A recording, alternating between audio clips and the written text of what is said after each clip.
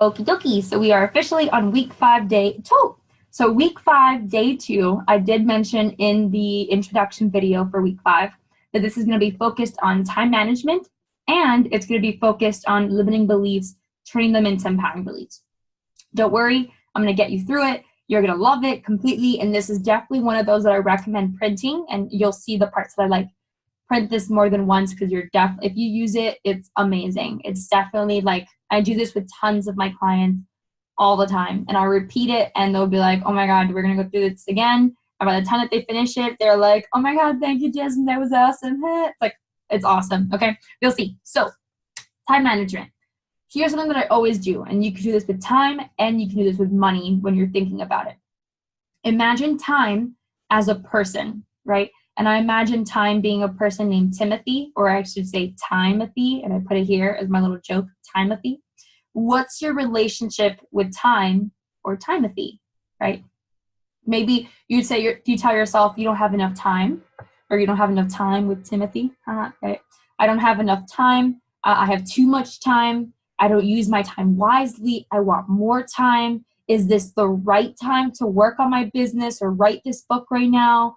It'll happen when the time is right. I'll find the love of my life when the time is right, maybe. Or I'll write the book when the time is right. I'll start my course when the time is right.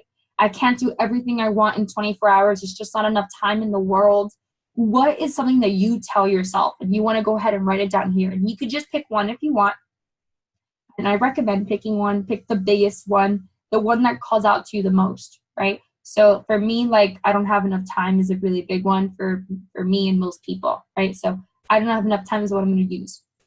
Does this belief bring peace or stress in my life? And why?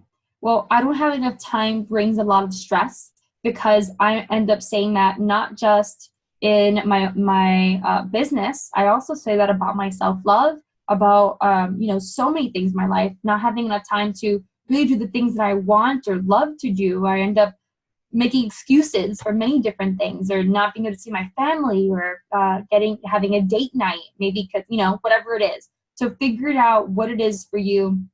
Is it a peaceful one? Like, let's say I have all the time in the world. That's a very peaceful belief system, okay?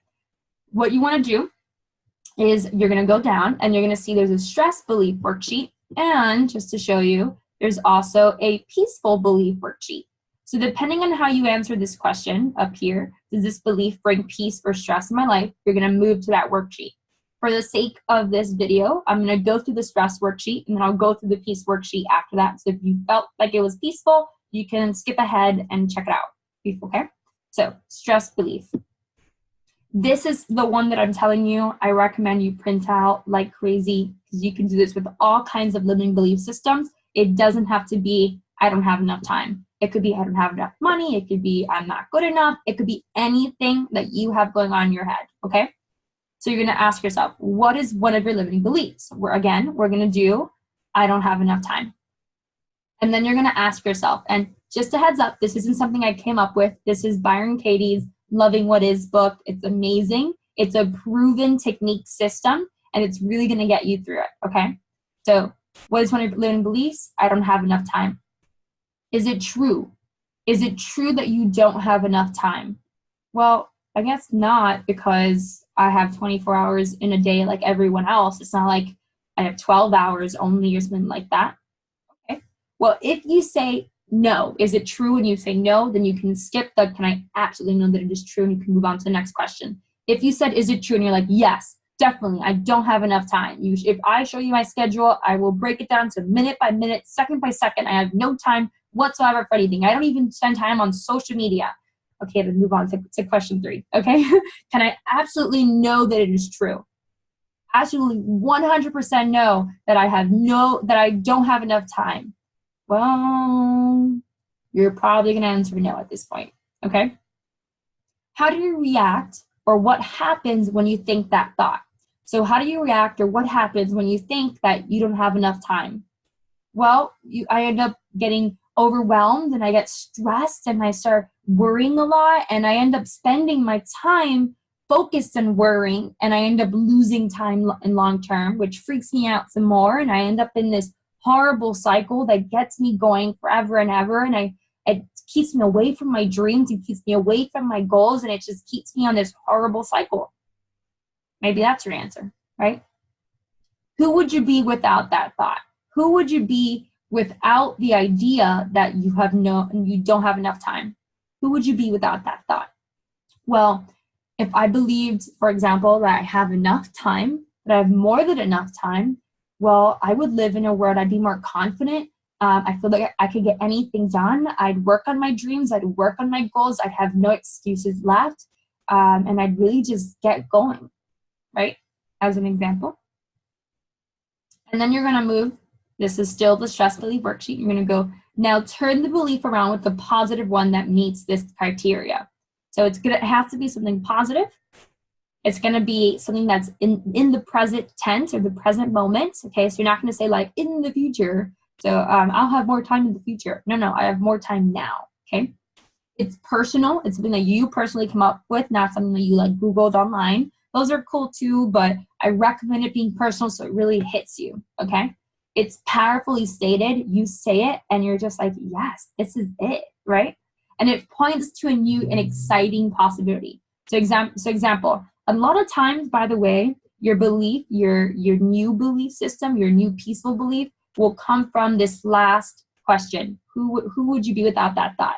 Notice that even when I was saying it, I said, well, I guess that would mean I had more than enough time, right? And that could be one of your belief systems, your new belief system. I have more than enough time to do everything that I love and care for, right? Or you can just say I have more than enough time in general. You get to decide on what that belief system is going to be like. And I gave you examples here for the time ones. So I have too much time. I get to focus on what I love to do whenever I want. I don't have enough time turns into I have all the time in the world. I don't use my time wisely turns into I practice effective time management skills daily, right? So these are just some examples to go through. And you really want to ask yourself, if you truly live this thought, what would you do differently? So again, it's going back into this question, but really going deep into it and start seeing like day to day, what would be different and what would you do differently, right? Not just who you would be, but what would you do differently? And then you're going to ask yourself, what would your life be like long term if you continued to live with this new thought? Long term, I'm thinking 6, 12 months down the line, what would your life be like if you continued with I have more than enough time? Make sense? And then what action steps, again, Aligned Action Academy, what action steps can you take today to embody your new empowering belief? Okay? I recommend just creating like at least 3 of them. It could be as simple as this is one of my favorite ones, by the way, putting Post-it notes all over the place in your house, like at least 5 of them in everywhere that you wake up. So you wake up, you open your eyes, and there's a Post-it note, and it says I have more than enough time, right? Or when you're brushing your teeth on the mirror, it says I have more than enough time. Maybe putting those affirmations all over the place, that itself is an action step. Make sense? And it'll just remind you every single day that you're going to be living that you made a commitment here and now. So that's just one action step. It's one of my favorites. You get to decide what else it is. Maybe you actually start learning about time management, or you go ahead and put in time, like a creative hour into each day or week. 1 hour that's called creative hour, and you just go in there and you work on your idea. Or we talked about having an idea hour versus a creative hour. And the idea hour is where you focus just on that one idea that you're focusing on in Aligned Action Academy. Make sense? All right, peaceful belief. Hold on. You could do this. Again, you're going to go to, does this belief bring peace or stress in my life, and why? And then you're going to go to, if you answered peace, this is definitely a peaceful belief system for me. Or you can also test this belief system. I have all the time in the world. Whatever belief system you come up with and you put here, you can also just test it again through the peaceful belief worksheet, okay? You get to decide, what is your peaceful / empowering belief? You're going to write it here. How does this belief show up throughout my life? So you're going to look back at that wheel of life in week 1. Notice that we picked it up for day 1 of week 5, and we also picked it up here. This is why we did the wheel of life. The wheel of life is huge, especially during strategizing mode, okay? You're going to pick it up again. You're going to look at your career, your finances, your relationships, your family, everything that's on the wheel of life. You're going to look at it again. You're going to say, well, it's going to affect this, and this area, right? You're going to decide which areas that peaceful belief is going to be focusing on. So I don't have enough time, and now turned into I have more than enough time. I have more than enough time to work on my career. I have more than enough time to work on my finances. I have more than enough time to have date nights. I have more than enough time to see my family once a week. Now you're creating so many possibilities in all areas of your wheel of life. Make sense? So where is it going to show up? Where is it showing up? And how can you like really master it, right? Then you're going to ask yourself, can you see a reason to drop this belief? If yes, you're going to move back to the stress belief worksheet and rewrite the empowering belief and redo it, okay? If no, you're going to continue on to the next step. So literally, I didn't put a box here because you're literally just going to write yes or no here, okay? It's going to be that simple.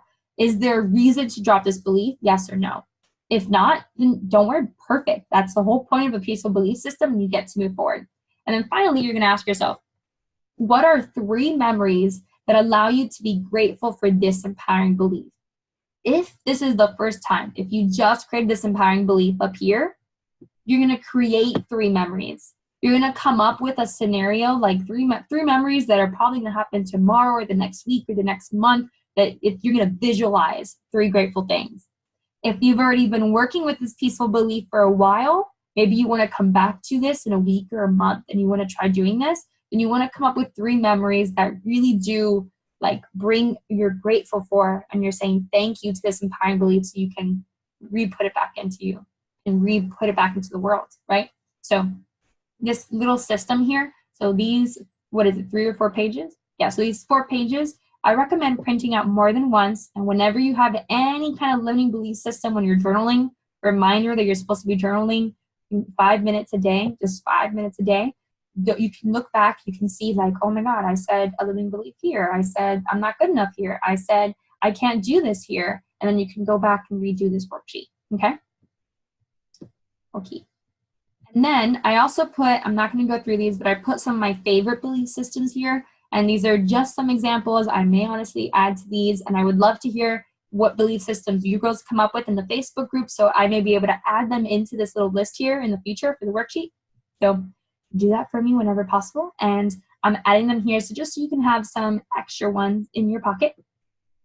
And I really want to talk about what is time. So whenever someone tells me they don't have enough time, as a coach, this is what I do, okay?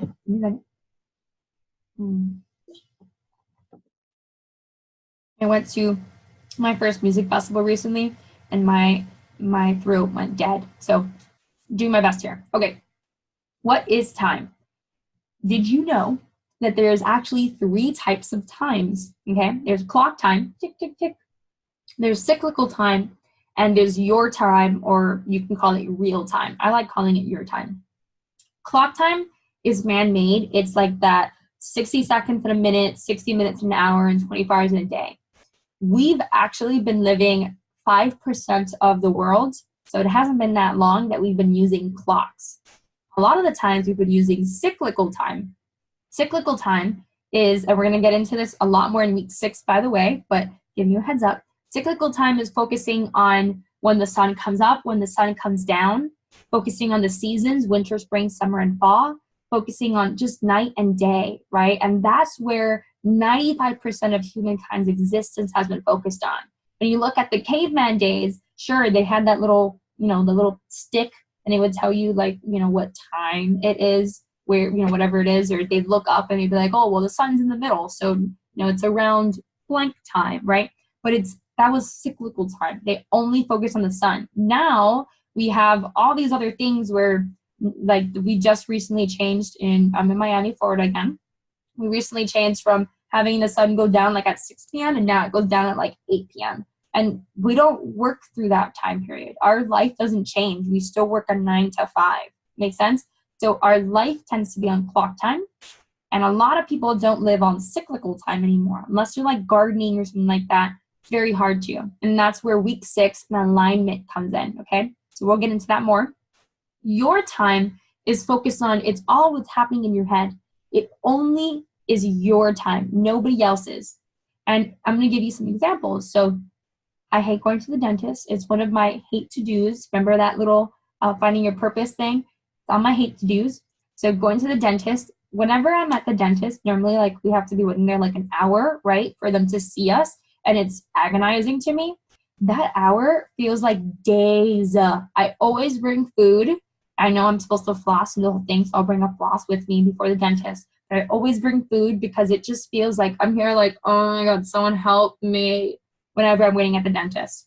But other times, your time isn't just about slowing it down, it's also about speeding it up. When you're in your flow, when you're in that creative state, when you're totally in your femininity and you're just rocking it, an hour can pass by and someone will be like, hey, it's time to, leave or whatever. And you're like, alrighty, like, I feel like it's only been 5 minutes.